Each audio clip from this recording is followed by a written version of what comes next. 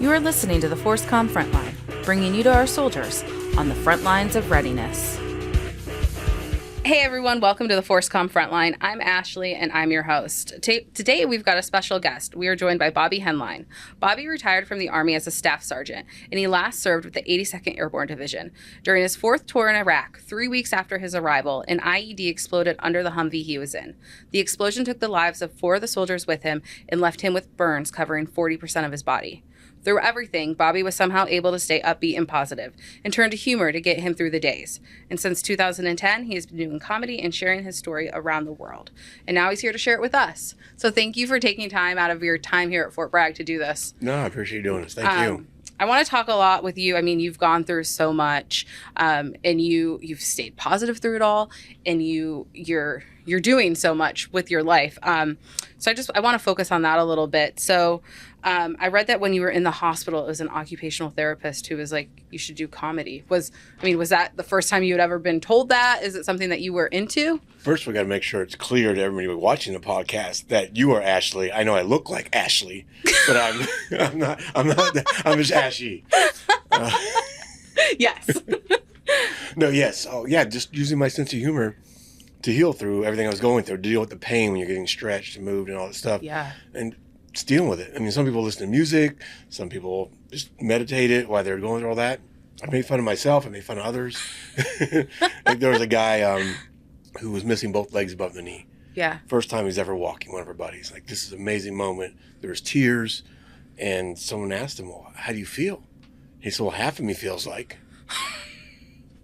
And I said, you can't say that anymore. Technically, that's all of you. That'd be like me saying, on the other hand. Oh, my gosh. So stuff like that. She's like, you got to do stand-up comedy. But were you funny before? I would think I was funny. Okay. But my kids would tell you I'm still not funny. Well, yeah, my kids would tell me I'm terrible at telling any joke. I was always that character in the unit that would do something crazy to make people laugh. Okay. Hard stuff was happening. We lost somebody. I'm probably the first one going to make a joke about it, do something silly just to make everybody laugh. Whether like, break dancing or running around in a camouflage G-string yelling the enemy's coming. Oh, Lord. Whatever I got to do. Shocking myself with batteries. You know, they say there's people who laugh when something really bad happens. Is that like... were you that person? Yes. I'll take a moment. It's never too soon. Never too soon. Okay. You know, fair enough. With this lifestyle in the military or first responder, anything like that, you got to laugh at life or you're going to go crazier than you already are. Yeah, absolutely. So we talked a little bit about your injury, but you know, you went through, this is not a small injury. Flesh wound. Technically. I mean, a lot of people, it would have been really easy to get down and depressed and, you know, be upset. How did you, I mean, you turned to comedy, but how did you get through that? Well, there's definitely the hard time. You know, survivor's guilt I had, still, it will hit me now and then. Yeah. And just feel like a burden on my family. Like I prayed to God every night for almost 2 years just to take me. Yeah. That I shouldn't be here. I was a lone survivor in the vehicle. I shouldn't be alive. I don't know why I'm here. Doctors couldn't explain medically why I was alive. And I saw no purpose in God keeping me alive. I felt like a burden to my family. I had the survivor's guilt. Every day I kept waking up. And I would use my sense of humor, kind of everybody know it's still me, to make them feel better. Yeah. Even though I was having my own struggle and darkness with it. And then as things progressed and I got better, healthier, and I got more independence back. And I said, okay, if I'm here for a reason, why am I here, God? Help me see the direction I got to go. Yeah. And survivor's guilt is one thing I like to talk about too, because what I deal now is I finally found out and told myself, if I didn't come home and somebody else did, what would I want for them? And I know that that's what my angels want for me. And so I try to share that with all the veterans out there that are dealing with it. Yeah. Remember, live for them. They want you to live your best life because you'd want that for them. Wow, that's powerful. You know, we do a lot of stuff with suicide on the podcast. We suicide prevention. And one of the things, right here on the podcast. You just do suicide we do a lot of suicide on the podcast. Suicide prevention awesome. And talking about suicide. And one of the things we talk about though is finding that purpose. And we got to find that new mission. Yeah. And so you are talking about your experience around the world, right? Right. Yeah. Whoever will listen. Well, I'm Whoever will lend me an ear, I can use 2 of them. Wow. So I imagine, you had to have support from your family, and I'm sure that was, going through your injury and helping you recover was really difficult for them as well. But also so important to where you are Again, now. I try to make them laugh, to make them feel better, to help the family out. So I didn't want them worrying about me because of the choices that I made. Yeah. But yeah, my family was a big support for me. Aunt, uncles, cousins, everybody came to help take care of me and everything. Yeah. And so you said you had kids. You have kids, right? Yes. How was that for them? I mean, their dad going off to war, coming back severely injured. The oldest one took it really hard, but then she stepped up while she dealt with it. It became the other parent in the house. Okay. She was 15 at the time, and we were living in San Antonio, where the burn hospital is. Yeah. So they gave her a license early. She'd help her brother and sister do homework. Wow. She'd get them meals. She'd bring meals to the hospital. So she just stepped up and did a lot for our family, and then continued on to help other families. And actually became the first ever military child of the year. Oh, how amazing. I'm sure She's an amazing young lady. She's 31 now and has a beautiful family of her own in Texas. I'm sure that, seeing her do that while you're going through recovery too just helps. Yeah. So talking about recovery, can you talk about a particularly hard time and how you coped with it?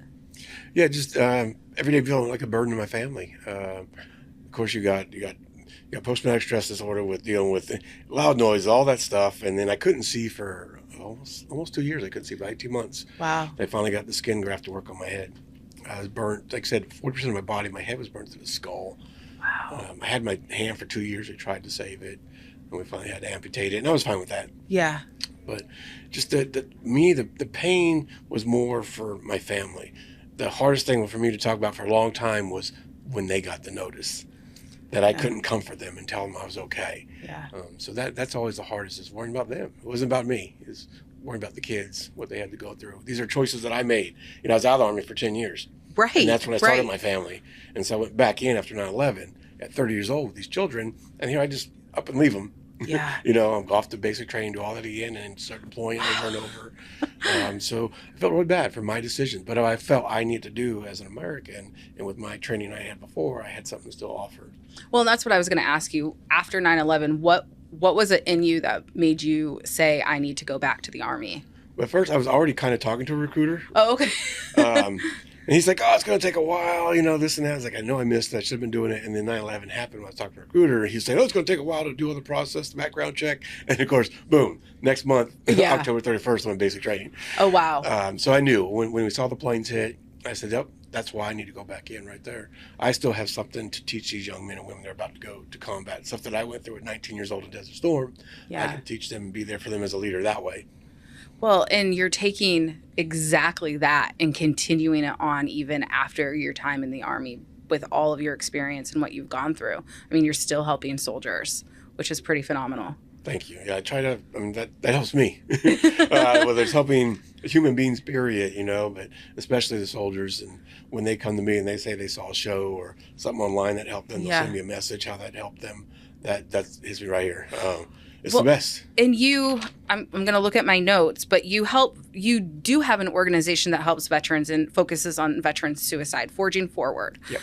And one of the things that you do is you help them get to their prosthetic provider. You just talk about that mission a little bit. So the body shop is what I want to call it. Okay. It's got to be humor with it, right? So we had an anonymous donor to say that they want to help veterans get prosthetics. And we said, well, they already get prosthetics. That's paid for.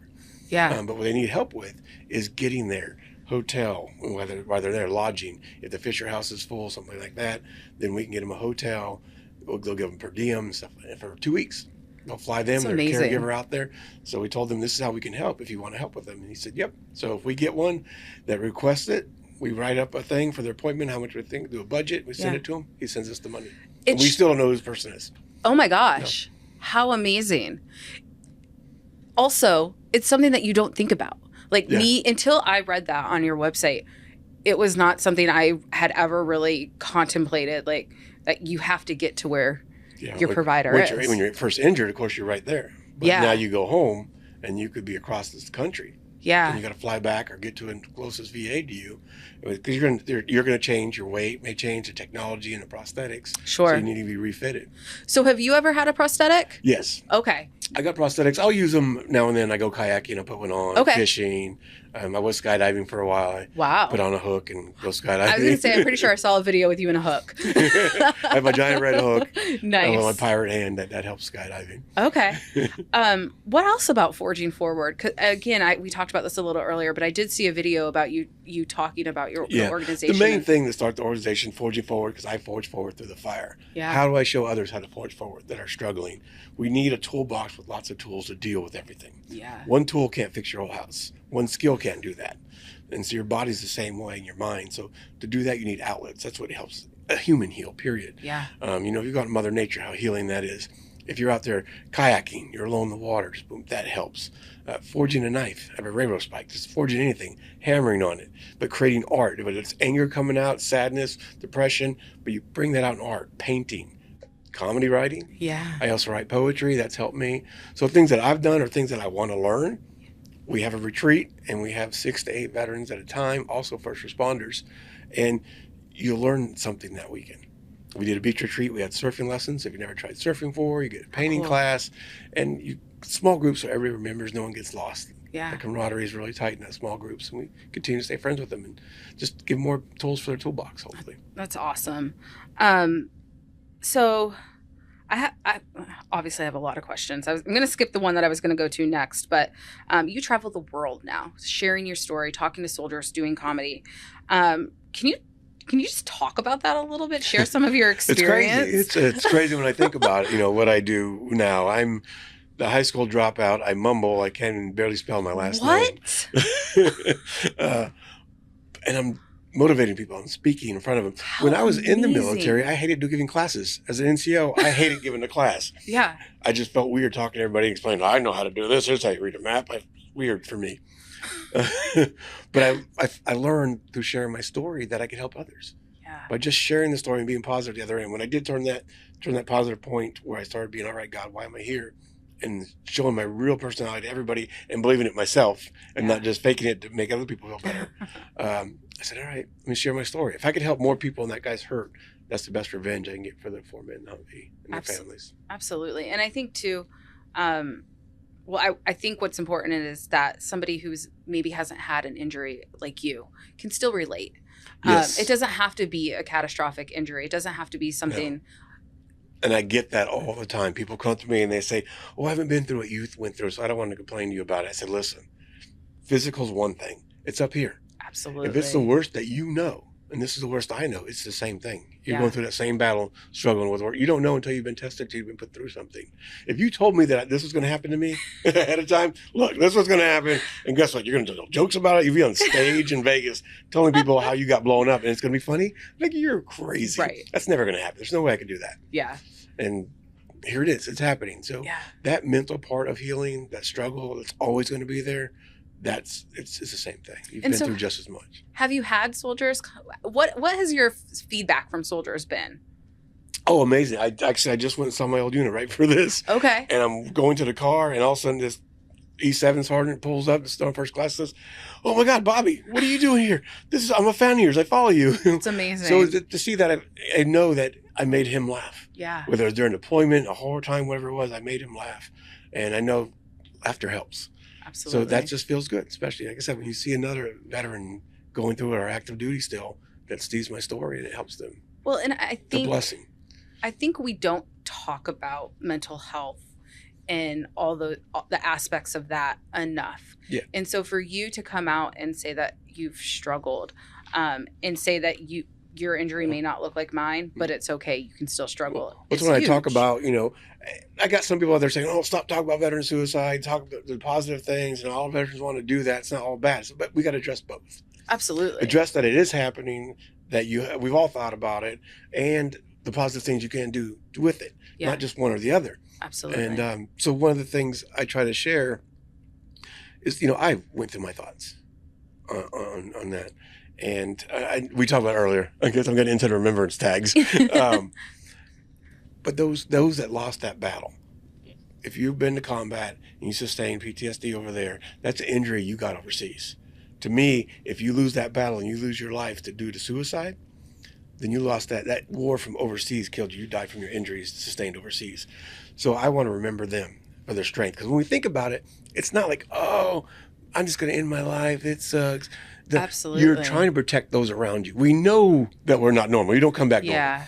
So we know when we're having little panic attacks, or we take off in the drive-through and our kids haven't ordered yet because we can't handle it. Those things that we're get ashamed of those, and we don't want our kids to worry about that. Yeah. Our families to deal with us anymore. It's like, oh, sorry, my wife and I might go somewhere. Sometimes we take separate cars because the parking lot might set me off the way it's set up. Still, 16 years later, Wow. the parking lot might not feel right to me. I'm like, sorry, babe, I can't do this. My anxiety's got me. And I leave. But she's not going to stop. She's going to go with her friends and have fun. I don't want to stop her from doing that.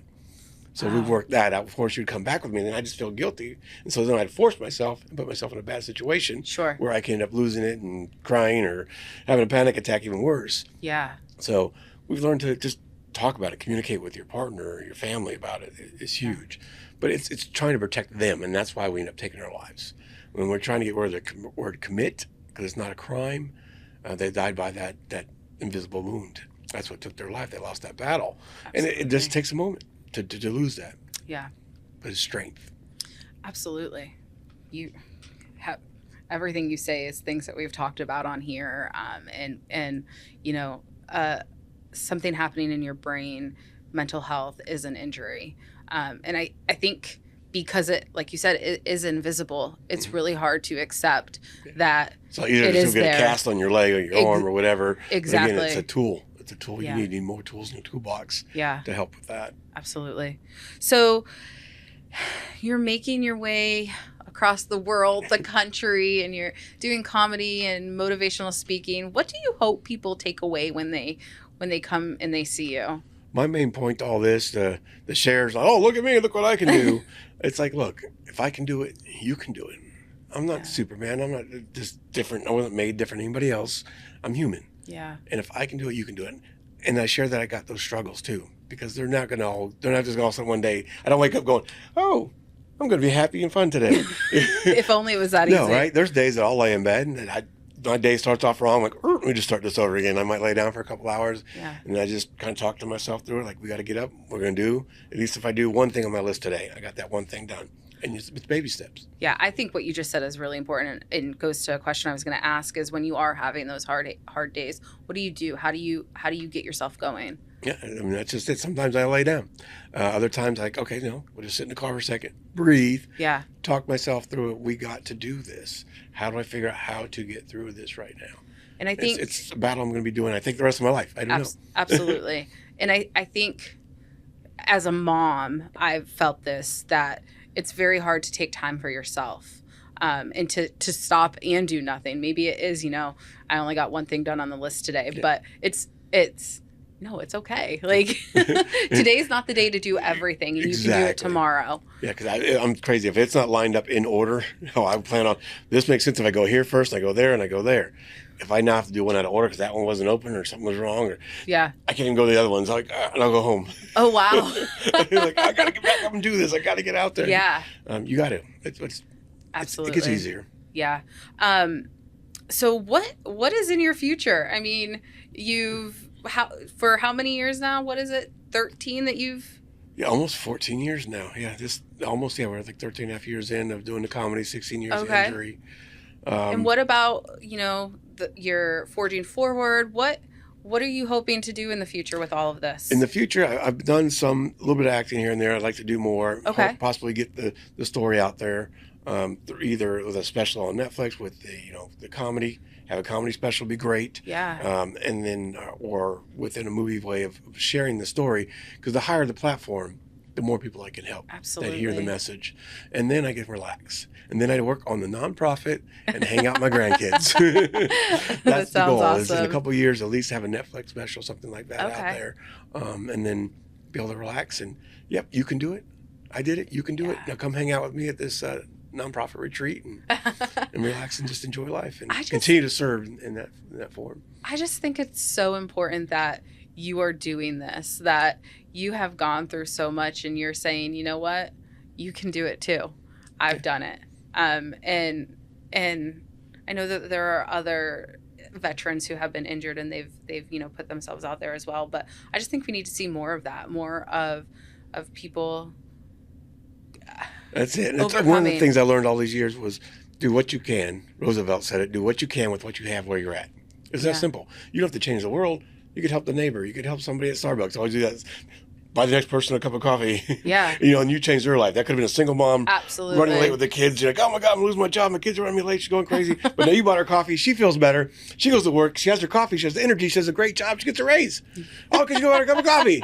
Now she can send her kids to college. Man, you never know. Buy me coffee? Right? Obviously, I don't need any more coffee. That's that funny. Positive ripple. Because we put the negative out there all the time. Everybody loves putting that negative stuff out there, and that ripple effect affects everybody. Yeah. Same with the positive. Put the positive one. Put that in there. It's a choice to wake up and go, all right, I'm going to beat this today. I'm going to make a positive choice to do something positive today. Yeah. And, going back to what we talked about before about the invisible wounds, I was recently having a conversation with somebody, and I was like, and this is, you don't have a cast, but you never know what somebody is going through. You don't. No idea. And the funny thing is everybody looks at me and they think, oh, I'll pray for you. Okay. What are you trying to say? I'm fine. You're judging me by my looks. Yeah, they think I'm angry or mad. I get that a lot. Hey, you should come to our church. Like, you'll feel much better. Like, I didn't say I was having a bad day. But, I think there are people walking around who are having bad days, but and they don't have the injuries that are outward shown like yours are. But so, buying that cup of coffee, just being nice, you know what someone's going through. Exactly. You never know. And so I think that's a great message to just, we need more kindness in this world. Exactly. More kindness. That's it. Less judgment. Worry about if they like your clothes or the way they dress or, we got to, who knows who that person is? You don't know. Yeah. And what they're going through. Absolutely. So I know that you have a lot going on while you're here, and I don't want to take up all of your time. I really appreciate you being here. I want to ask you, though, what would you say to soldiers who are going through something? Maybe it's an injury, maybe it's a relationship issue, maybe they're feeling hopeless. They could be anything. What would your advice be? Well, a relationship issue, I'm like, first of all, you're in the military. You shouldn't have a relationship. You weren't issued a wife. No, anything you're going through in life, you just got to look back and think about it. Process it slowly. We get caught up in what's happening right now. Yeah. And you let that overwhelm you. You can't do that. Take a breather. Take a break from thinking about it. Yeah. Again, use an outlet. Go for a hike. If that's the easiest thing to go do a hike. Yeah. Go take a little painting class. There's all kinds of awesome things out there. They walk you through how to paint. And some of them you get to drink a bottle of wine while you do it. Yeah. It's these little things. Golfing. There's so many. The driving range. Hit that ball. Yeah. And you relax. Go for a run. You're in the military. Go for a run. Yeah. Unless you're in the Air Force, go for a crawl. I don't know how that works. But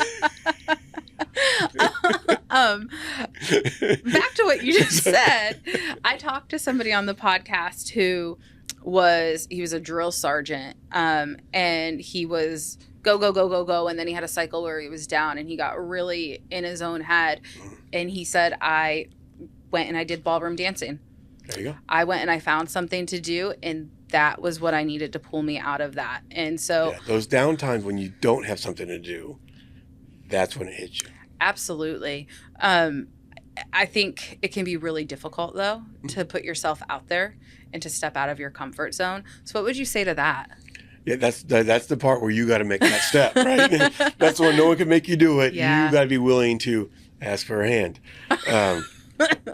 But seriously, you got to be able to ask. There's the people you serve with. It's okay to say, hey, look, I'm having a hard time. Do you want to just go take some ballroom dances? Do you want to take some painting classes together? Find something to do, because when you get stagnant like that and you're just sitting there, that's the hard times. And even when I was traveling, COVID was hard for me, of course. Oh, I'm sure. That helped me to be busy talking to people. If I'm home longer than 2 weeks, I got to go stir crazy. And then I started to get depressed.